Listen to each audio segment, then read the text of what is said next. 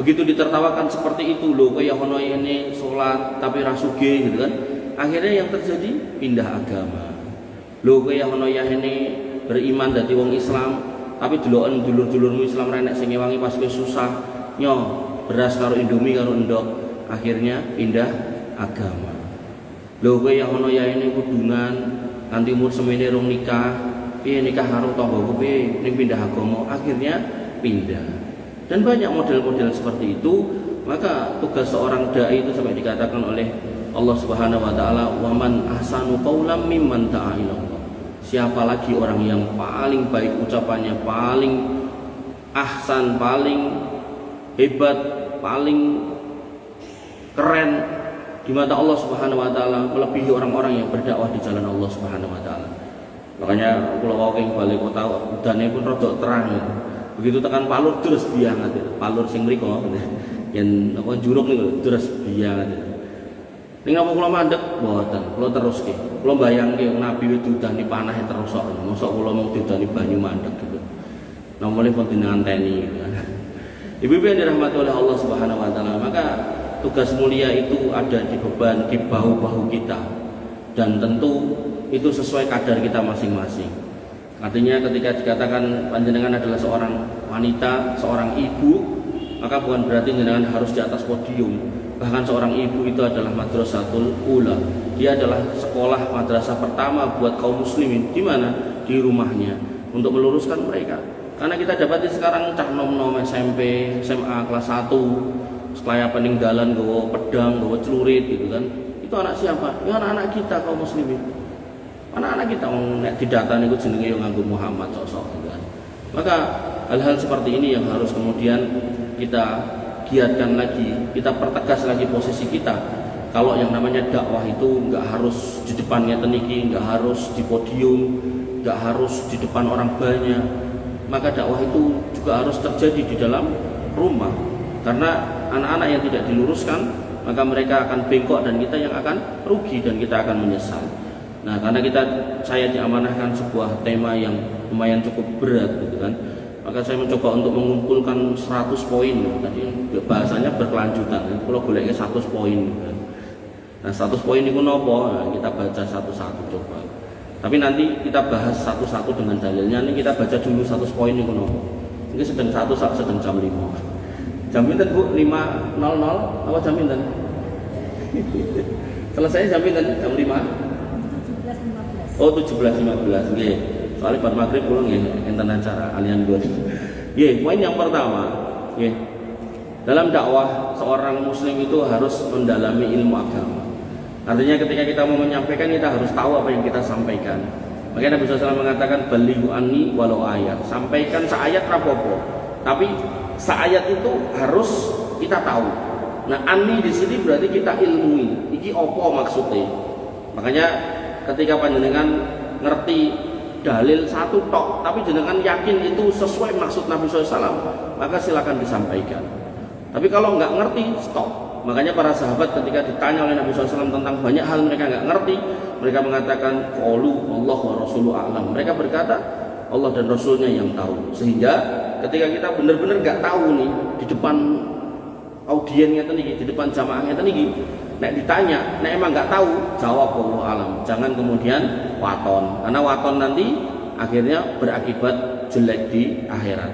Dan Nabi SAW mengatakan tentang orang-orang yang waton jawab urusan agama, man kadzdzaba alayya muta'ammidan falyatabawa maq'adahu minan nar. Sapa sing ngomong soal agama ora nganggo dasar waton ning nyomot jenengku nek iki sangka agama Islam gitu kan, maka siap-siap duduk di neraka.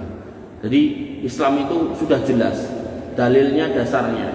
Makanya Nabi SAW ketika haji wada, haji yang terakhir, haji perpisahan, beliau mendapatkan ayat di dalam Al-Quran, wahyu termasuk yang terakhir, yaitu al-yawma akmaltu lakum dinakum wa atmamtu alaikum nikmati wa raditu lakumul Islam madina. Hari ini sudah sempurna, atmamtu alaikum, untuk kalian, nikmati wa raditu lakumul Islam madina, nikmatku, dan telah aku ridhoi bahwasanya Islam itu sebagai agama untuk kalian. Hadis ini dimaknai atau difahami oleh Imam Malik, salah satu imam empat dalam Islam. Ayo imam empat niku sinten mawon? Sing caket tak hadiah. Hadiah aku wae. Lah mboten. Acung Bu. Ngacung no. Acung sik. Diurutke. Ngacung terus diurutke. Nek ora urut salah berarti. Satu. Ngacung sik. Jenengan tak jawab. Ya harus urut no. Ngacung sik. Dan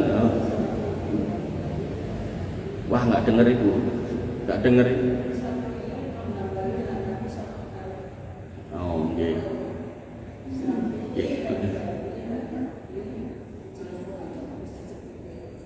Lain tuh ya. Jadi namanya benar 4 itu, tapi urutannya yang pertama adalah Imam Hanafi itu dulu. Nah, itu yang ada di Kufah. Kemudian setelahnya adalah Imam Malik, baru kemudian Imam Syafi'i, baru kemudian Imam Hambali. Nah, Imam Malik mengatakan bahwa pribun Hanafi, kemudian Imam Malik madhabnya Maliki, kemudian Imam Syafi'i madhabnya Syafi'iyah, kemudian yang terakhir Imam Ahmad ibn Hambali. Nah, Imam Malik mengatakan tentang ayat tadi bahwasanya agama Islam itu sudah sempurna, maka nggak perlu ditambah-tambahi. Maka siapa yang kemudian nambah-nambahi dalam syariat itu sama saja kayak ngomong kepada Nabi Muhammad SAW, wahai Nabiku Muhammad, apa yang jenengan sampaikan kurang komplit, tak kompliti. Apa yang jenengan sampaikan kurang lengkap, tak lengkapi. Au kama qala. Jadi kalau dijawabkan ngoten iki maksudnya. Nah, sehingga dalam Islam poin yang pertama niku mendalami ilmu agama, maksudnya ya kita belajar ilmu agama benar-benar menggunakan dasar sehingga nanti sampai ke pena. Jadi nggak cuma cerita. Dan ketika jenengan paham satu ayat nggak apa-apa, itu yang disampaikan. Misal jenengan paham ayat warka'u ma'ar-raki'in, rukuklah bersama orang-orang yang rukuk. Terus ustadznya menjelaskan iki maknane wong lanang kon salat jamaah, wah punya putra lanang, punya garwa lanang jaler, nah kon jamaah doyak-oyak salat di masjid. Nah ngopo wong omah yo entuk Allah sing ngendikan lho Mas, Dik, atau napa lah jenengan nyeluk putrane niku. Apa mah Bu, warka'u ma'ar-raki'in. Nek rukuki karo wong akeh kaum muslimin yang lain di masjid. Atau kemudian panjenengan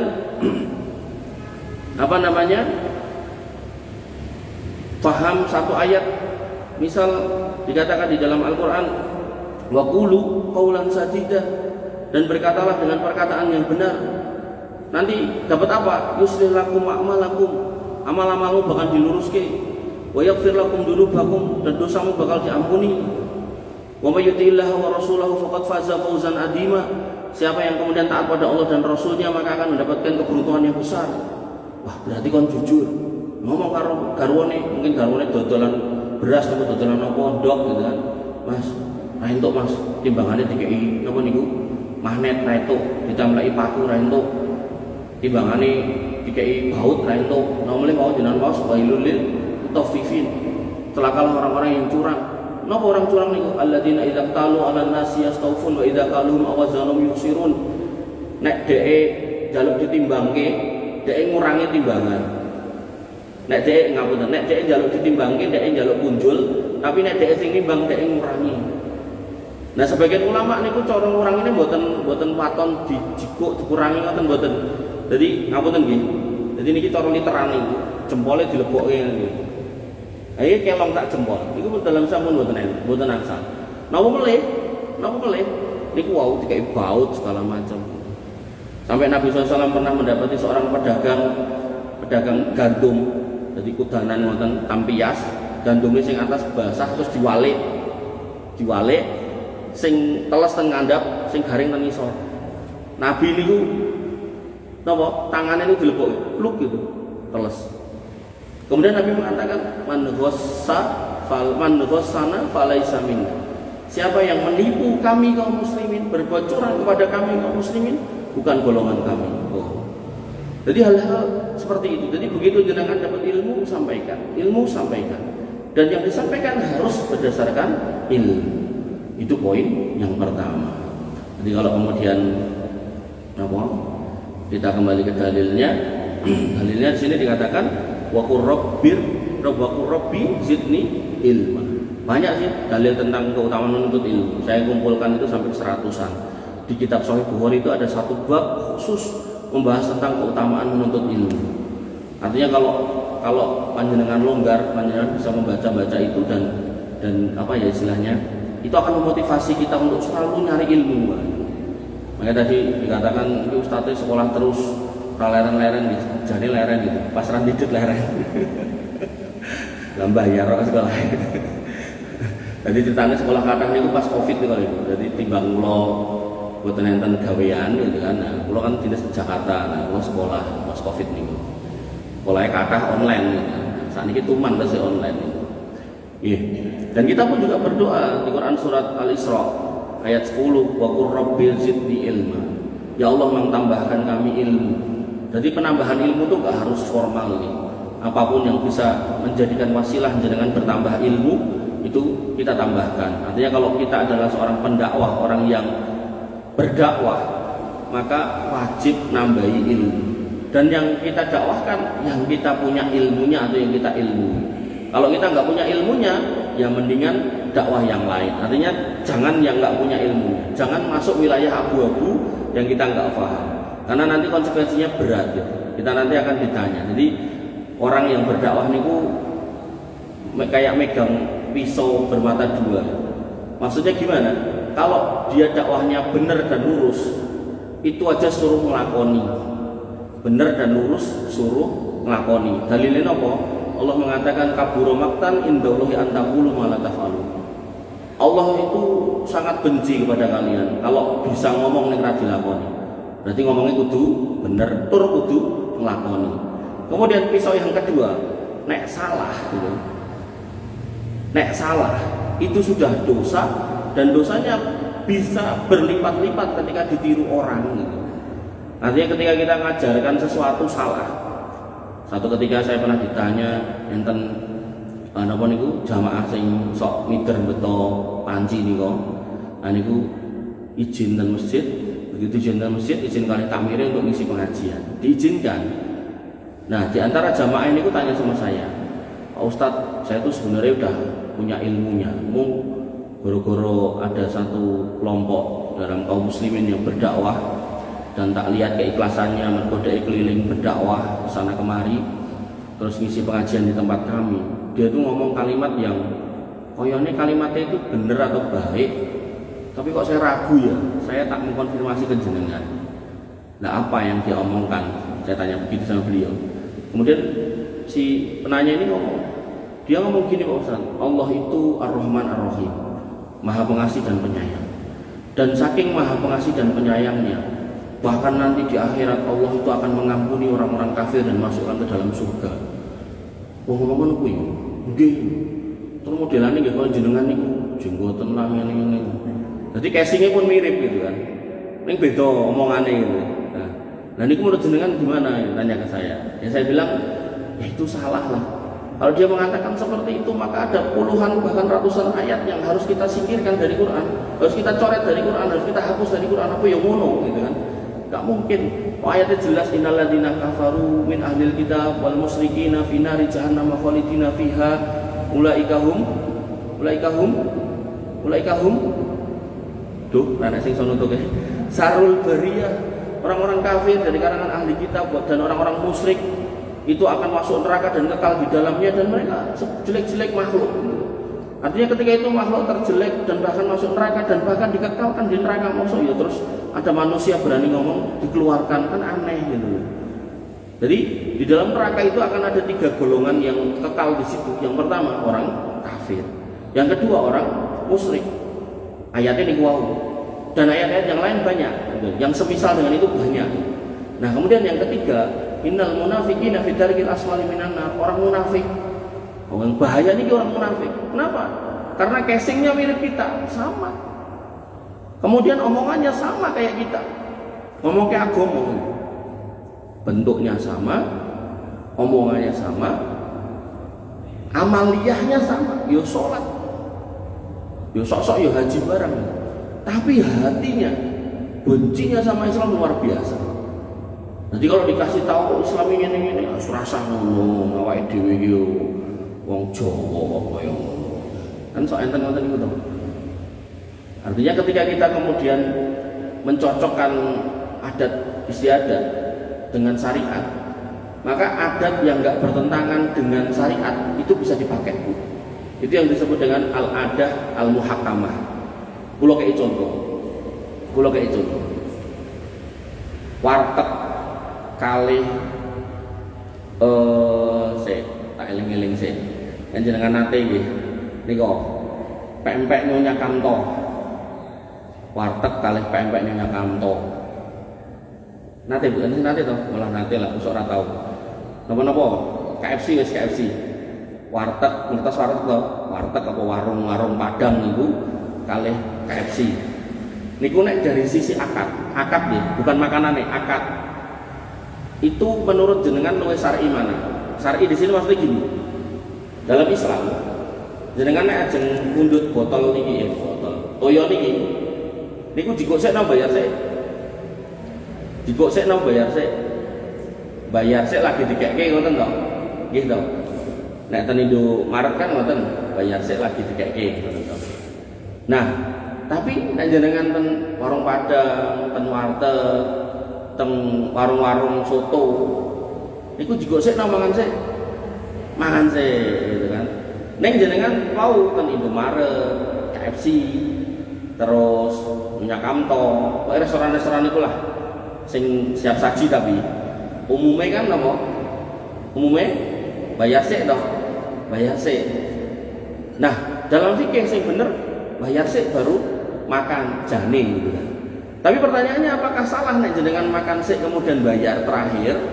Maka kembali ke kaidah fikih tadi al-adah al-muhakkamah, adat itu bisa menjadi hukum ketika disepakati oleh orang yang di situ dan tidak bertentangan dengan syariat.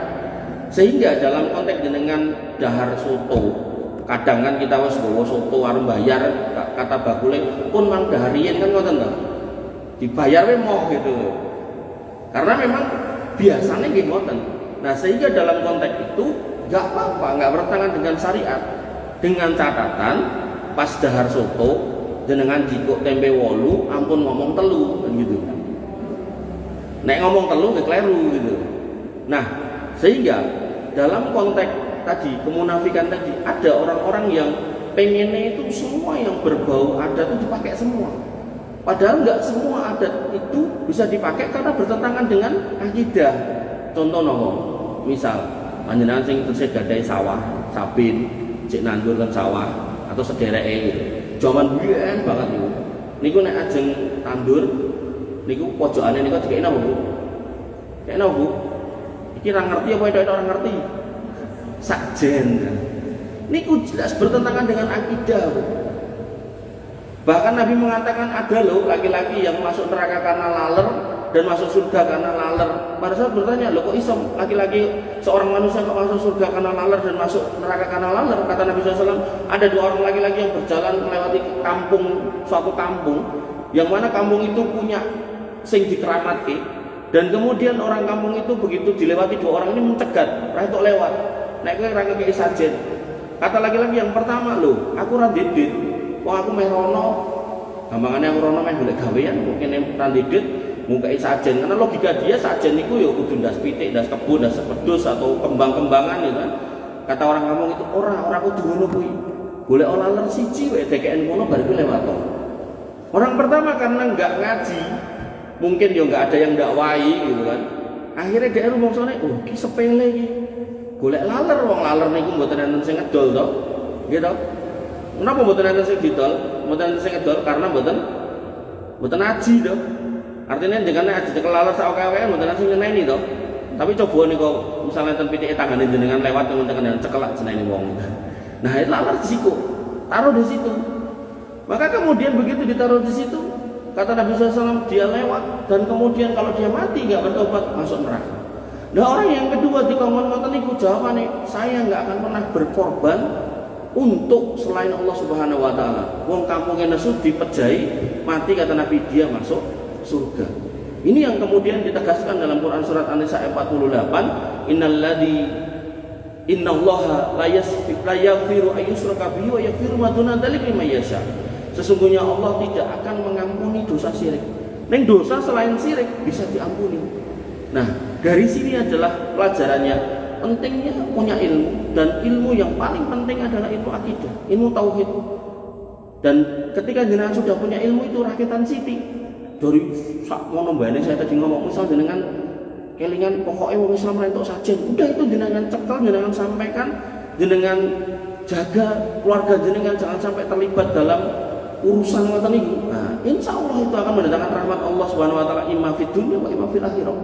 Mungkin di dunia urusan jenengan digampangkan, putra-putra jenengan ora dimorgi karo cah-cah aneh-aneh niko sing ra karo-karuan ning dalan niko. Mungkin garwa jenengan juga akan dijaga dari segala macam fitnah di jalan. Jadi wong lanang niku susah, Bu. Kula menek prapatan ngoten niku, jane prapatan ngarep dhewe. Ngono kuwi yo disusuli karo cah wedok ngono katoke cendak banget. Lampune abang. Aku lah pacul bablas wong abang gitu kan, pripun. Merem yo piye gitu kan. Akhirnya yang terjadi ya ngoten niku. Dan kadang ngoten niku sing gonceng yo sing mboke sing kudungan komplit. Kula nganti ya Allah, iki mboke mbiyen ngajine ning ndi gitu kan. Kadang mboke nek ditekok ibu anake kok ora dikudungi, mongko wae Mas nek wis payu. Oh. Dadi rumangsa ora payu nek ora dingonongke. Dan jenengan nek misal enten napa niku? Niki tak foto suguhane. Ah, niki napa? Putu ayu nggih. Nah niki nek misal mboten diplastiki, mboten diplastiki. Terus kalau bengke ngoten sing kene dhewe ngoten kolu aja mangan. Mboten to. Ah wis dimok-mok wong sakmene mbane padahal jenengan mlebet mriku kan wudu to. Napa mulai niku njaba mriku. Artinya ketika anak gadis kita enggak tutup auratnya, maka yang terjadi ngapunten yang cedak niku nggih sebangsa-sebangsa laler ngoten niku. Oh, aku milih mbah iki mergo ketok awake ngene ngono. Mengke begitu rodok malih sithik awake. Napa karena hamil menyusui atau karena mungkin alergi makan sesuatu atau alergi minum obat tertentu, harus ditinggalke. Maka enggak mungkin kedamaian, ketenangan itu didapatkan dengan cara-cara seperti itu. Makanya yang pertama ini memahami ilmu agama ini sebenarnya ada turunannya dari sampai 100-an itu. Yang intinya adalah mengingatkan kita pentingnya untuk terus menuntut ilmu. Dan dalam proses menuntut ilmu saking oke niku panjenengan nggak usah kemudian pecorone aku mudeng kabeh mboten. Cukup jenengan tangkap intinya apa, jenengan eling-eling, jenengan emot-emot, dan jenengan lampahi, lajeng jenengan dakwahkan ke putra, keluarga, suami. Nah baru kalau kemudian di rumah udah beres, silakan keluar. Makanya Al-Quran mengatakan apa? Qu anfusakum wa ahlikum nar. Selamatkan dirimu dan keluargamu dari api neraka. Makanya kalau pengajian bapak-bapak niku nek tim bab ngoten niku saya mengingatkan ngeten, Pak, panjenengan niku wajib nuntut ilmu niku seminggu pisan. Wajib ora entuk ditinggal kejaba ada udur. Nggih menika napa pas napa Bu? Pas napa? Napa? Pas pengawasan. Seminggu pisan sing wajib bapak-bapak untuk pas Jumatan. Pas Jumatan. Nah, harusnya bapak-bapak itu kalau Jumatan mendengarkan, menyimak, intinya itu apa? Kemudian dibawa pulang sebagai oleh-oleh untuk keluarganya disampaikan. Sehingga kalau itu dilakukan, maka terjadi apa yang dikatakan Nabi SAW, mastama'a qaumun fi baitin min buyutillah yatluna kitaballah wa yatadarasunahu bainahum illa nazalat alaihimus sakinah. Jadi ketika Allah mengatakan wa min ayatihi an khalaqalakum min anfusikum azwajan litaskunu ilaiha, di antara tanda kuasa Allah Subhanahu wa taala itu kalian diciptakan pasangan dari jenis yang sama yaitu manusia. Bar niku akan dapat sakinah. Maka sakinah yang awal ini nek ben langgeng itu harus ditutupi dengan sakinah majelis ilmu. Makanya Nabi mengatakan tidaklah umat ini mau berkumpul di rumah di antara rumah-rumah Allah membaca Quran dan memahami isinya. Berarti kan pengawasan, berarti kan belajar, berarti kan untuk ilmu. Maka kata Nabi illa nazalat alaihimus sakinah, dikai meneh sakinah. Nah sakinah ini bisa diambil oleh panjenengan sebagai ibu-ibu atau bapak-bapak sebagai kepala keluarga. Nek panjenengan sebagai ibu-ibu dalam konteks majelisan seperti ini tidak diwajibkan dalam artian seperti Jumatan nanti. Artinya jenengan mau hari Senin, Selasa, Rabu terserah gitu kan. Tapi kalau kemudian bapak-bapak tadi paling nggak wajib pas Jumatan. Nah harusnya begitu ilmu itu didapat dibawa pulang disampaikan ke ibu-ibu gitu. Sehingga di situ terjadilah sinkronisasi ilmu antara suami dan istrinya, yang kemudian nanti menjadi sebuah konsensus di dalam rumah tangga, disampaikan kepada anaknya, menjadi sebuah value dalam keluarga yang disebut keluarga robbani, yaitu keluarga yang dibangun di atas nilai-nilai agama. Nah ini kadang-kadang bapak-bapak ini enak sing sanjang dan kulo, tempat tidur terbaik dan terenak nih pas khotib naik mimbar mas. Loh. Terus kadang yo khotib niku sing munggah niku nggih ngapunten. Dalam hati itu dikatakan khotib Jumat itu harusnya suarane kenceng kaya panglima perang. Nah suarane alun-alun itu. Alhamdulillahirabbil alamin arrahmanirrahim. Akhirnya yo ngantuk tenan itu kan. Nah mulai wong sing sayah sing gojek sing mungkin bar mulai macul lho bener-bener ngantuk nih. Nek perlu nganti ngorok-ngorok ning ngarepan gitu. Nah, maka hal-hal seperti ini kalau kita mau cerna pelan-pelan maka harusnya di dalam rumah tangga itu aman terkendali. Apalagi kalau ada ilmu enak. Jadi nggak bakalan seorang istri waduh kalau bojone untuk urusan-urusan yang nggak penting, karena jelas dalam hadis dikatakan untuk urusan yang nggak penting silakan ngalah, tapi untuk urusan penting silakan bertahan. Nah, kayak gitu. Nanti itu dalam bab keluarga. Ibu-ibu yang dirahmati oleh Allah Subhanahu wa taala. Nah, setelah panjenengan belajar, jenengan punya nilai dalam artian ngerti walaupun nggak banyak, sithik ning ajeg, maka di situ kemudian panjenengan harus mengimplementasikan jadi contoh. Dan Nabi SAW sudah menjadi contoh untuk kita semua. Dan guru terbaik itu bukan ustadz dalam artian yang menyampaikan dengan lisannya ini, tapi justru orang-orang yang mencontohi, khususnya di rumah tangga gitu. Khususnya di rumah tangga. Artinya pada satu ketika ada seorang bapak atau orang tua gitu yang cerita sama saya soal anaknya gitu, gini macam-macam. Ya saya bilang sama beliau, bisa aja anak jenengan saya suruh datangkan ketemu saya ngobrol, bisa aja. Tapi tentu ketika dia pada saat ketemu saya umurnya udah 20-an tahun, tentu kan karakter itu sudah terbentuk 20-an tahun. Artinya kalau saya ngomong sekali, dua kali, bahkan 20 kali, ya orang karuan bisa merubah. Perubahannya pun juga butuh waktu 20 tahun. Karena dulu terukir semua nilai-nilai jelek itu selama itu. Dari pergaulan yang salah, dari sekolah yang mungkin ngapunten salah, dari kemudian kelompok-kelompok yang salah, dari kemudian geng-geng yang salah gitu kan. Akhirnya rusak sedemikian rupa, terus dikeke ustaz, dikeke pesantren. Tekan pesantren juga bukti kancane mati gitu kan. Kayak gitu potret yang kita lihat. Nah, maka guru terbaik adalah Nabi SAW, dan Allah menegaskan laqad kana lakum fi Rasulillah uswatun hasanah. Jadi Nabi itu nggak cuma pinter ngomong, pinter menyampaikan, tapi mencontohi. Sampai Nabi itu nyontohin apa tentang kedermawanan. Sampai Nabi itu nyontohi, kalau aku hari ini memegang emas segede gunung Uhud, nggak akan bertahan di tanganku lebih dari 3 hari. Tak sodakohnya. Terus Nabi nyontohin apa tentang sholat malam. Beliau melakukan sholat malam sampai kakinya bengkak-bengkak. Ini menunjukkan beliau itu nyontohi sing pol, nggak cuma teori. Bahkan dalam peperangan Nabi itu nyontohi nggak cuma ngomong, sering beliau itu berada di depan untuk menjadi panglima perang. Giginya tanggal, kulitnya terkoyak, darah menetes, itu dirasakan oleh beliau SAW. Bagaimana hinaan, cacian, cercaan, sampai digerucuk oleh jeruan unta niku nggih nate, dido nggih nate. Tapi beliau menjadi contoh dari orang yang paling sabar di muka bumi. Begitu pula ketika ngapunten, beliau nikah lebih dari 1, beliau juga mencontohi bagaimana sifat adil. Istrinya 9 agar pagi diparani siji-siji. Pede, cara nek wong Jawa berasa nek ora. Tesih Mas, pindah, dicek siji-siji karena waktu niku mboten enten HP.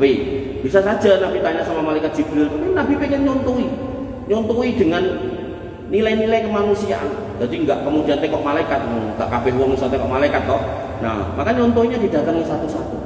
Tapi biasa nih, nah istri lebih dari 1. Misal istri yang pertama wis diparani 3 dina, istri yang kedua diparani yang 3 hari. Ini kira-kira istri pertama dicek nang mboten tiap hari. Dicek nang mboten?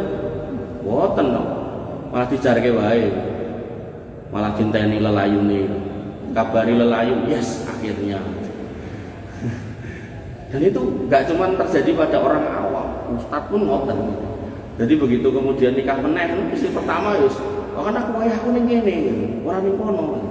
Para meleh enten sing dikumpulke sak omah, dikumpulke sak amben itu. Nah itulah. Karena pertama enggak ada ilmunya, begitu enggak ada neng pengen akhirnya nerapin dengan cara-cara yang salah. Harusnya kembali dulu belajar. Makanya saya di hari Kamis malam Ba'da Isya niku ten Woro Tengah menika Triagan niku temanya bebas sesuai request. Tapi nek mboten enten request akidah. Tapi nek enten request kula sampaikan. Mereka kemudian merequest tema salat gitu. Karena mereka merasa satu sama lain itu saling tempuk tentang pendapat tentang sholat. Sholat itu sing bener ngene, sing salah ngono. Nek ngono kuwi ra bener, nek ngene iki sing bener itu. Akhirnya begitu kita sampaikan, wah pertanyaan bertubi-tubi. Enggak berhenti. Wah sampai kemudian molor waktunya panjang gitu kan. Karena memang tadi loh, bagaimana kemudian ketika kita menuntut ilmu itu sama kayak jenengan apa? Pados daharan itu nih. Misal nih, kalau ingin dalu jenengan pun dahar ayam goreng. Niku nek sakniki ditawari garwane, "Bu, tukok ayam goreng ya." "Gah, wingi lak wis." Nah, ngoten ta. Lah njaluke apa? Rica-rica lah. Cari-cari apa? Ya rica-rica sing paling enak sak donya. Lah golek ning ndi? Sebuah pikiran lho. Nah, ilmu agama juga begitu. Ketika panjenengan misal belum paham tentang tata cara sholat, maka wajib nuntut tentang sholat, nuntut ilmu tentang sholat. Ketika panjenengan seminggu lagi mau umroh, maka panjenengan wajib belajar tentang tata cara umroh. Ketika panjenengan kemudian harus puasa bulan depan, maka bulan ini harus kemudian bermajelis ilmu tentang puasa. Ketika panjenengan duitnya akeh dan gak ngerti zakat mal itu apa, maka jenengan harus belajar tentang zakat mal. Mana kabeh ngono aku mumet, maka beberapa ilmu bisa diwakilkan karena hukumnya sunnah atau fardu kifayah. Contohnya apa? Tentang pengurusan jenazah. Tentang pengurusan jenazah jenengan nggak harus paham. Ketika di kampung jenengan sudah ada kesepakatan nek wong mati sing ngurusi si fulan. Tapi nek nggak ada, maka panjenengan harus hadir sebagai orang yang tahu. Makanya nanti enten wong niku dijuluki mudin atau dikai gelar mudin atau dikai posisi sebagai mudin, ini dia nggak paham pikir tentang tata cara orang mati. Berarti bar didusi segala macam rampung, raine dibuka terus kene iki digambari Allah. Karepe piye to Pak? Yus ben templek Gusti Allah niku. Ya Gusti Allah ora ning kono. Ar-Rahmanu 'alal 'arsy istawa. Allah Ar-Rahman itu di arasnya sana, bukan di situ gitu. Nah, maka kayak gitu-gitu loh, Bu. Artinya kalau ngapunten kalau jenengan garwane Pak Mudin gitu kan. Nah, jenengan mang sinau kali Pak Mudin niku mau mang sanjangi ya Pak cek nah yuk fikih tentang tata cara pengurusan jenazah piye bener lho apa ora. Mungkin enten mulai Pak Mudin niku yo sing didusi jenazah wong wedok, sing ngedusi wong wedok-wedok ning gak melu nginceng gitu kan. Delok. Nah, ngapa dadak dinceng? Lah biyen pas urip angel nginceng. Tenang sange. Bahkan seorang istri enggak boleh memandikan jenazah suaminya. Seorang suami nggak boleh memandikan jenazah istrinya. Bapak ibu yang dirahmati oleh Allah Subhanahu Wa Taala, contoh, maka jadilah contoh. Makanya ada seorang kiai yang sangat terkenal di Indonesia dari Bojonegoro. Beliau itu memberikan sebuah contoh yang ya menurut saya bagus lah. Jadi beliau mengatakan gini, mosok enek cah cilik nyolong pelem nggo kresek. As dilokke, "Lek, awas tak omonge pakmu." Pripun? Jenengan aja ngandhaki bapak kula. Ngoten usah repot-repot niku lho sing ngopekke bapak kula ten dhuwur niku. Makanya kita punya pepatah napa? Buah niku enggak jatuh jauh dari pohonnya. Dan itu nanti sampai ke urusan pemimpin. Sampai ke urusan pemimpin. Artinya ketika kita kemudian pengen mengeluh pemimpin ngene, ayo kita cek dulu kitanya. Makanya Allah mengatakan wa kadzalika nuwalli ba'dadh dhalimina ba'dahum bi ba'din. Nek kowe kabeh berbuat dolim, tak kei pemimpin dolim. Gampangnya pripun? Ngapunten. Kalau orang-orang niki mlebete Karanganyar nggih. Karanganyar nggih. Nek orang-orang Karanganyar niki gelem menerima serangan fajar, serangan apa mawon lah, pokoknya amplop sing isine duit, pokoknya segala macam sogokan yang untuk memilih, maka nek munggah kemudian kiai yang nanti nek tekan dhuwur yo mikir piye carane balekke modal niku nggih pun lumrah urutane keng ngisor. Sematan ugi ketika jenengan berharap anak-anak yang soleh, tapi kok kemudian rumusnya kowe salat tole, Pak ra salat ra apa-apa, Pak dadi garong ra apa-apa, nggih mboten mungkin. Karena umumnya nek Pak garong anaknya minimal ya copet gitu kan. Sehingga ketika panjenengan berharap anak jenengan solihah, maka perbaikilah kitanya. Makanya saya Ibnu Musayyib pernah mengatakan kepada anaknya, rungono, sholatku tak tambahi oke ben kowe soleh. Itu tirakat seorang bapak untuk anaknya biar baik. Nek bak anak ini akhirnya ngerti, nek Pak aku soleh, aku yo pokewo nek jadi wong nakal kan ngoten. Makanya saya selalu sampaikan kajian keluarga niku, ketika panjenengan nggak bisa atau belum bisa menjadikan anak itu takut sama Allah, kemudian jenengan bikin anak itu takut sama wong tuane, mboten napa-napa. Dan kalau panjenengan ingat kisah Nabi Yusuf alaihissalam, seorang nabi yang paling ganteng, kemudian ketemu dengan Zulaikha, istri seorang penguasa. Nek bahasane istri seorang penguasa niku biasanya ayu napa elek? Ayu, perawatan mboten perawatan, malah rumus mandi susu niku nggih teko pesir niku awale. Mandi susu, mandi madu niku nek ana wong sugih ra iso ten riko niku. Nah, maka perawatan terus genah ayu ketemu ganteng. Niku nek ketemu wonten niku kira-kira sijine mlengos napa gelem karo gelem. Pramudeng Mas. Ten Al-Qur'an dikatakan idhammathu biha. Idhammathu wa hamma biha. Ngapunten. Ketika Zulaikha menginginkan dia Yusuf dan Yusuf yo gelem jane.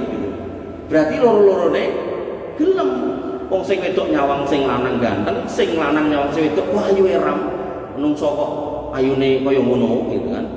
Maka Allah melanjutkan laula arra'a burhan rabbi. Kalau bukan karena melihat burhan dari Rabbnya, burhan hidayah, petunjuk dari Rabbnya. Berupa apa? Sebagian ulama tafsir mengatakan didudohke, dinampaknya di nalar atau di logika atau di akalnya Yusuf itu tampilan bapaknya. Bapaknya Yusuf sinten? Nabi sinten? Nabi Ayub mentu. Nabi sinten? Oh salah tak dadani lho, Bu. Salah tak bener ki lho. Mboten kados Bu Guru mbiyen salah dicoret. Nabi sinten? Ya. Ayub. Yakub, Nabi Yakub. Nah, ditambahkan penampakan Nabi Yakub bapaknya. Bapakku seorang nabi yang solih, yang enggak pernah berbuat dosa. Mosok aku jadi anaknya kaya ngono. Akhirnya melipir melayu. Tapi gandeng Zulaikha dudu anaknya nabi ya tetep pengen dioyak gitu kan. Akhirnya kelambine yang bagian belakang ketarik dan sobek dan akhirnya diperkarakan ke pengadilan. Namanya istri penguasa ditutupilah. Karena pasti garwane kan yo isin nek bojone sing nyemplung penjara. Padahal jane Yusuf yang jujur.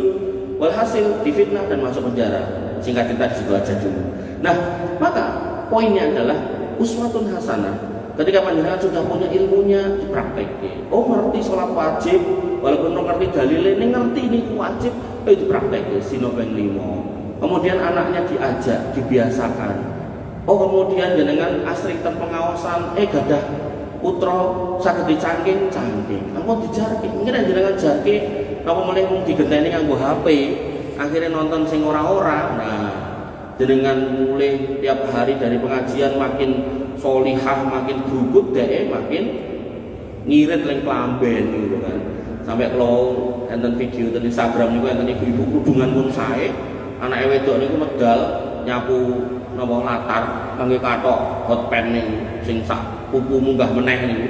Pokoke langsung nesu belajarane dijikok dibuandem nggih. Kowe iki menungso apa kathok kaya ngono. Alasane wong adanya ini nek emang anake kuwi sesuk malah tak buak sisan kathok kuwi. Ben renek kathoke sisan. Ya harusnya gitu. Makanya nanti ada laki-laki yang kemudian nggak peduli dengan kondisi orang-orang yang ada di dalam rumah tangganya, apakah itu istrinya, apakah itu anaknya, itu yang disebut dengan rajulun dayus, laki-laki dayus yang Allah nggak suci melihatnya, nggak mau mensucikannya dan memberikan dia adab yang pedih. Nah, maka ku anfusakum wa ahlikum nar. Kewajiban dakwah itu dikembalikan kepada diri kita dulu, kita perbaiki diri kita dan kemudian kita jadikan diri kita suri toladan untuk anak kita. Loh, nah aku tadi suri toladan buat anakku lah aku riak Mas boten. Dalam konteks orang tua kepada anak tidak ada kalimat riak. Yang ada adalah contoh. Benten ketika panjenengan kepada orang lain, non sholat terus. Maka riak itu sampai dicontohkan oleh Nabi SAW. adalah ketika kamu bersama orang lain sholatmu kok baik, sangat indah, tapi begitu kemudian sendirian sholatnya ngebut ya-yakan, lah itulah riya. Tapi kalau sama anak, maka nggak mungkin kita akan sampai di level itu. Pasti kita akan mencontohi tentang wajibnya sholat, tata cara sholat, dan seterusnya. Termasuk khususnya anak-anak perempuan berjilbab. Jangan sampai anak-anak perempuan sudah haid, sudah menstruasi, jangan biarkan tidak berjilbab. Jadi dalam dosa niku, enten namanya dosa jariyah. Dosa jariyah niku apa? Dosa yang kemudian ketika orang lain melakukan, sing nyontoni entuk dosa, tur sing lakoni yo entuk dosa tanpa mengurangi dosa sing lakoni. Jadi ngapunten misal putra jenengan kok kathok wonten niku, terus dicontoh anake wong liya, anake tanggane nyontoh, wah mbak iki kok kathok kuwi ketoke ayu, nyontoh.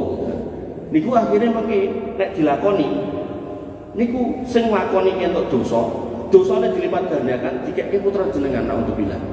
Parah melih setiap mata yang melihat niku akan menyebabkan dosa buat yang melihat, ning sing niku wau sing ditonton niku yo entuk dosa. Nah, nek niki mlampah tenggalan didelok wong 1000 gare kepengin dosane ping 1000. Nah, dosa sing ping 1000 diterima oleh orang sing nyontohi wau digandake meneh jekeke sing biyen dicontoh niku. Makanya niku nek cara bisnis niku namanya MLM, wis ora bakalan menguntungkan. Saya bermaksiat di muka umum itu enggak bakal menguntungkan. Makanya Nabi SAW sampai mengatakan kullu ummati mu'afan. Setiap umatku itu bisa diampuni illa al-mujahhar, kecuali orang-orang sing nek nglakoni dosa iki wis ning ngarepe wong, wis ra peduli. Dan mujahhar di situ bahkan cuma dicontohkan adalah orang yang tadi malam bermaksiat, gak ada yang tahu, ning besoknya dia cerita, "Nek bengi aku bangi ning ngono." Itu contoh mujahhar dalam hadis. Sakniki orang ngono malah ning dalan ra katokan, mendem ning dalan, main judi ning pinggir dalan gitu kan. Bahkan sampai Nabi mengatakan nggak akan terjadi kiamat sampai terjadi perzinahan di pinggir-pinggir jalan. Nah, jadi ada orang-orang yang kemudian sampai ning dalan tol mandek, parkir mobilnya, kemudian dia dengan selingkuhannya di situ, kemudian ditemukan mati di parkiran-parkiran mall gitu kan, atau di parkiran tepi-tepi pantai gitu kan. Hal-hal seperti ini naudzubillah gitu. Jangan sampai kemudian kita nggak paham makna memberi contoh, akhirnya kemudian justru sebaliknya kita produktif berdakwah di luar, tapi di rumah kita malah kontraproduktif, buatan produktif. Ibu-ibu yang dirahmati oleh Allah Subhanahu wa taala. Kemudian yang terakhir untuk sore ini, yang ketiga, yaitu membangun hubungan baik dengan orang-orang yang kita dakwahi. Membangun hubungan baik dengan orang-orang yang kita dakwahi. Makanya Al-Quran mengatakan, wa innaka la'ala khuluqin adzim. Sesungguhnya engkau wahai Muhammad itu memiliki akhlak yang sangat mulia. Akhlak yang sangat mulia. Sehingga ketika kemudian panjenengan mendakwai orang, maka pastikan dalam menyampaikan itu juga penuh dengan kebaikan kata-katanya. Kemudian disampaikan juga dengan cara-cara yang baik. Dan kemudian kalau memungkinkan panjenengan juga bisa terlibat dalam hal-hal yang bersifat kebaikan bersama mereka, jenengan terlibat. Makanya di dalam Al-Quran ditambahkan lagi pada ayat yang lain, fas'alu ahla dzikri in kuntum la ta'lamun. Tanyalah kepada ahli ilmu kalau kamu kemudian nggak tahu. Maksudnya apa? Jenengan bangun hubungan chemistry dengan orang-orang yang jenengan dakwahi agar mereka terbuka untuk bercerita. Karena nanti akan ada orang-orang yang kemudian ngapunten pengajian. Neng mulai pengajian dia melanjutkan perjuangannya untuk ngakali orang. Dia melanjutkan dagangnya dengan cara curang. Karena dia mau nanya kepada gurunya, dia bingung, guruku sibuk banget, tak tekoki ra iso. Sehingga akhirnya nyandai dhewe rumuse. Oh, butuhmu akeh, aku nek ra ngapusi ra sugih. Maka guru-guru yang baik, ustadz-ustadz yang baik, ustadzah-ustadzah yang baik, dai-dai yang baik, dia akan selalu membuka diri untuk kemudian orang mau bertanya. Apalagi Allah merintahkan kepada kita, nek nggak paham bertanyalah. Jangan sampai dicandai sendiri, akhirnya pusing-pusing sendiri, mumet sendiri, bingung sendiri. Dan pada akhirnya beberapa orang kemudian menyerah untuk menjadi seorang dai. Ya Allah ya ini kok aku ra sugih gitu. Lah ngopo? Lah waktu ku entek nggo dakwah, tapi aku ra iso kerja gitu. Terus amplopane kok ya ternyata sithik. Maka yang terjadi dia menyerah gitu. Wis ora gelem meneh dadi dai gitu. gak mau lagi jadi ustadzah. Makanya kita dapati ngapunten TPA itu di beberapa masjid itu udah mati. Ketika ditanya takmirnya, kok mati kenapa Pak? Lah ngoten enten sing kersa dadi guru TPA. Lah kalau TKI mulai, nanten iki gajimu pinten? Nah, sekedhik ana mung 150. Lah kok mung 150? Lah enten SPP ini ibu-ibu mboten bayar doa. Lah napa larang SPP ini? Mboten jane mung 1000. Artinya ketika kita mengerti pentingnya anak ini bisa baca Quran, pentingnya eksistensi TPA di dalam sebuah masjid, pentingnya keberadaan anak-anak kaum muslimin itu masuk masjid, mengenal Quran, baca Quran, maka ya kita harus menyokong dakwah itu, kita harus menyokong proses itu. Jangan sampai kemudian kita nggak mau terlibat. Artinya kalau jenengan disodori putrane SPP, mangewi, terus alhamdulillah longgar, saya ketemu kayak ngoten apa. Zaman kula mbiyen guru TPA itu saya ketemu. Dereng dangu kula panggil adik kelas kula ning jauh gitu. Belum lama ten Mujahidin Daden niku. Tak tekoki. Saiki gajine guru TPA pira Mas?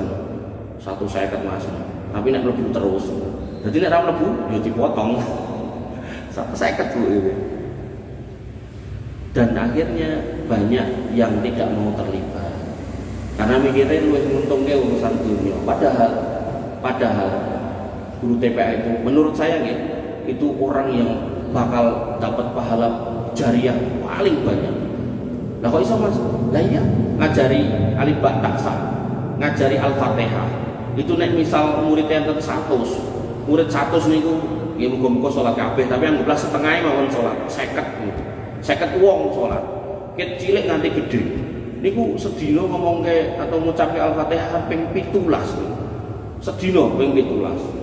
Nek sebulan ping pinten iki pun ping 300 pinten iki 300 sekian gitu. Kok 300 510 terus ping 12 meneh itu pun pinten ping nek rata-rata umure swidak tahun ping swidak tahun. Wah wis akeh banget pahalane.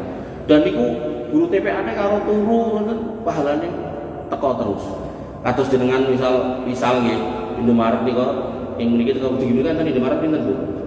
Anggaplah kalih napa telu ngene jenengan kabeh. Jenengan tak ning omah guyu-guyu, turu ya karo guyu-guyu. Mergo ana kok dite mlebu dhewe. Ora sadar dadak rekoso. Nah, maka ketika kita ngomongkan income pasif, pendapatan pasif, sebenarnya dalam Islam juga ada pahala pasif. Artinya jenengan harus kemudian berpikir, ora apa-apa nduk, sampaikan ke putra jenengan, putri jenengan, ora apa-apa le, ora apa-apa nduk, gajine 150.000. Engko nek memang kowe kurang di kebutuhan akeh, ibu sing genepi ora apa-apa.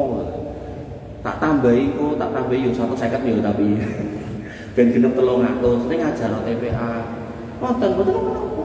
Dimotivasi agar kemudian TPA-nya hidup, masjidnya hidup, makmur, kemudian putra-putra kaum muslimin bisa baca Quran, wasilah putra jenengan. Wah, jenengan dadi wong tuane genah guyu-guyu ten akhirat menika. Dan anak-anak yang sejak kecil niki terdidik untuk mendekat ke masjid, untuk ngopeni masjid, untuk terlibat dalam kegiatan masjid, insya Allah Bu, insya Allah jenengan ten ngomah turu ngoten putra jenengan otomatis mangkat ing masjid, terlibat ing masjid. Niku kula pun ngrasake.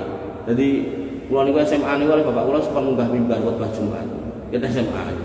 Terus karena kula ten Al Islam, SMA Al Islam niku zaman biyen niku praene niku dinten Jumat. Jadi kula kalih adik kelas kula niku angger Jumat niku sepakat penjaten niku kula asline jaten. Pokoke angger Jumat iki jam 8 kita harus ke masjid. Lah ngopo Mas? Ngepel masjid. Ngepel Bu.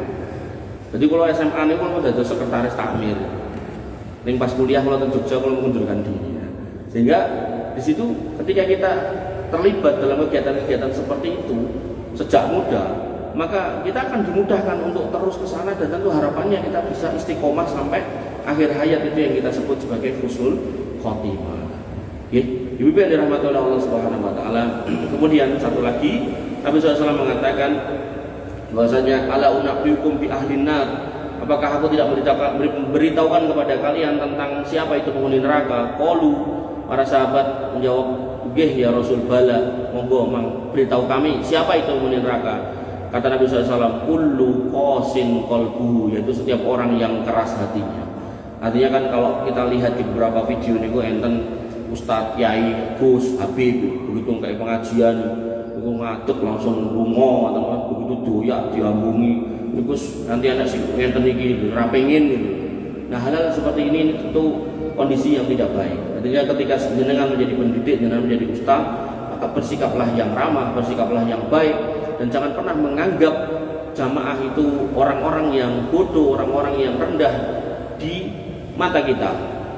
Kita sama, bahkan bisa jadi panjenengan itu lebih mulia dari sing ngajari jenengan. Lah kok iso Mas? Niku jenengan pernah mendengar kisah Uwais Al-Qarni? Bagaimana Uwais Al-Qarni itu enggak ada orang yang peduli sama dia. Sampai sepupunya pun mengatakan, "Dek iki sapa masjid, tujuannya ben cedak wong. Nek sekaline cedak wong sugih, dek karepe ngecake butuh, nek cedak wong ra duwe karepe ning arep ngapus-apus." Sepupune nganti ngomong ngoten. Tapi apa kata Nabi SAW? Wahai Umar, kowe nek ketemu wong kuwi jenenge Uwais Al-Qarni, wong Yaman, ning gegere enek bekas loro kusta, nek kowe ketemu wong kuwi njaluk donga ning dhek supaya ndongake kowe gen Gusti Allah ngampuni kowe. Padahal Umar bin Khattab itu seorang sahabat, ini udah keutamaan.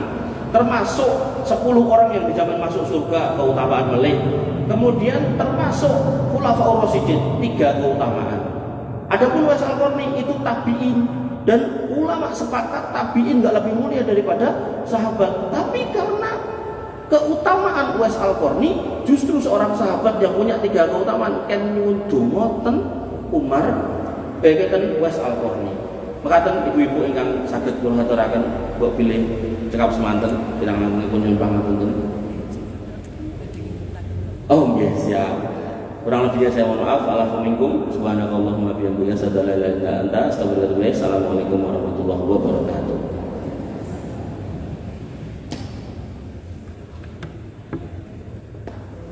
Alhamdulillah yang sudah berikan ilmu dakwah yang baik, semoga ilmunya bisa bermanfaat untuk kita semua.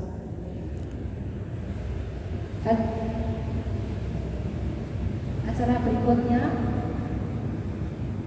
yaitu laporan-laporan. Yang pertama dari Bendahara KM.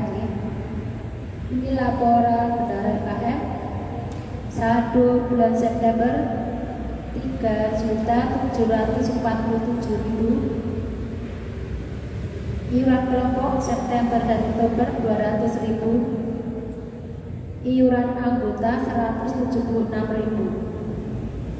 Jumlah 4.123.000. Untuk konsumsi di Masjidul Hidayah 250.000. Selama 2 bulan Oktober 3.000.000